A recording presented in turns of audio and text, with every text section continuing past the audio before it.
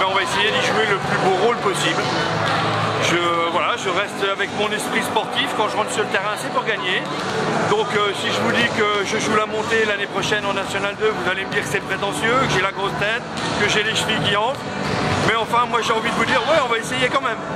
Je ne dis pas qu'on va y arriver, mais ouais, l'idée à cette heure-ci, en tout cas, on est en fin de saison. L'idée avant de démarrer cette saison, c'est de dire on va essayer de gagner tous les matchs qu'on va nous proposer. Bon, vous avez déjà une équipe qui a le profil de N2. Combien de renforts elle a besoin cette équipe pour bien figurer en N2? Alors effectivement, on est une équipe qui a déjà un bon profil, mais on a un effectif qui n'est pas pléthorique. On a un groupe qui est assez restreint. Notre premier objectif, ça va être de garder tout le monde. Même si on sait que certaines ont une vie de famille, des priorités autres que la Nationale 2, on va vraiment faire pour que tout le monde puisse rester, parce que déjà, à l'affect, ce groupe est bien et il nous plaît et on a envie de le garder. Et effectivement, il faut qu'on aille chercher 2-3 recrues pour passer de 8 joueuses dans le groupe à au moins 10. Quoi. Pour faire une saison en National 2, il faut être au moins 10. Pour les garçons comme pour les filles d'ailleurs. Quelles sont les pistes de recrutement pour l'instant? Des contacts ont déjà été noués, j'imagine? Alors oui, les contacts ont été noués.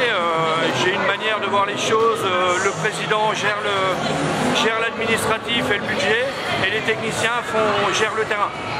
Donc aujourd'hui, oui, il y a des pistes ouvertes. Je ne peux pas vous en donner d'éléments parce que c'est mes coachs et mes techniciens au club qui se chargent de ce travail-là. Donc oui, je sais qu'ils ont déjà des pistes ouvertes, qu'ils ont déjà des discussions de commencer. Je leur ai commencé à leur donner des limites et je commence à prévoir l'année prochaine. Donc je vais fixer les frontières, mais à l'intérieur de ces frontières, c'est eux qui travaillent. Donc aujourd'hui, je n'ai pas d'éléments à vous donner parce que je ne les connais même pas moi-même, mais je sais qu'ils font un bon travail et qu'ils sont en pleine discussion actuellement. Quels atouts possède le club de Saint-Dié pour attirer les grosses joueuses? Est-ce que vous pouvez leur proposer un boulot ou autre? Non, on est un club super sympa.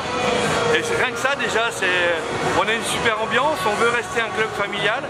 Et on va essayer de tout faire pour le rester, de monter comme ça. On a des filles qui sont adorables, des garçons qui sont adorables, on s'éclate. Vous allez voir à la fin du match des garçons tout à l'heure. Voilà, on fait des choses ensemble et c'est la première chose que j'ai envie de leur proposer, c'est cette bonne ambiance du club. Après, du travail aujourd'hui, c'est quand même très difficile de trouver du travail.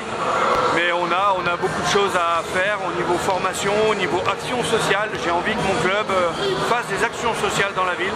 Je n'ai pas envie de travailler uniquement sur l'équipe Fagnon. Je veux que mon club participe à l'animation de sa ville, que les équipes Fagnon participent à la formation des jeunes. Donc oui, on a plein de choses à faire. J'ai des occupations pour ces recrues au sein du club. Oui, il se murmure que ça pourrait être plus compliqué pour avoir une équipe compétitive chez les garçons. À garder tout le monde, ça va être encore plus dur là. Non, c'est pas que c'est plus compliqué, c'est que la moyenne d'âge chez les garçons n'est pas la même, leur motivation n'est pas la même que les filles.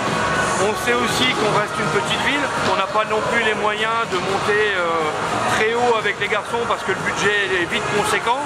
Avec les filles, on a un peu plus de chance. Donc on a décidé, avec la municipalité d'ailleurs d'un commun accord, de jouer la priorité sur les filles, mais on ne met pas les garçons entre parenthèses. Les garçons sont là, s'ils ont envie de monter, d'ailleurs c'est la question que je leur ai posée il y a quelques semaines. Les garçons, vous êtes en passe de monter, si vous accédez à la Nationale 2, qu'est-ce que vous choisissez? Ils m'ont répondu, on choisit d'y aller. Eh ben j'ai dit ok, banco, on y va.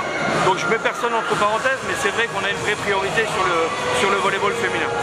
Bon, ils y sont en N2 les garçons, donc là aussi il faut un renfort ou deux forcément. Ah, exactement. On a le même nombre de joueurs que de joueuses.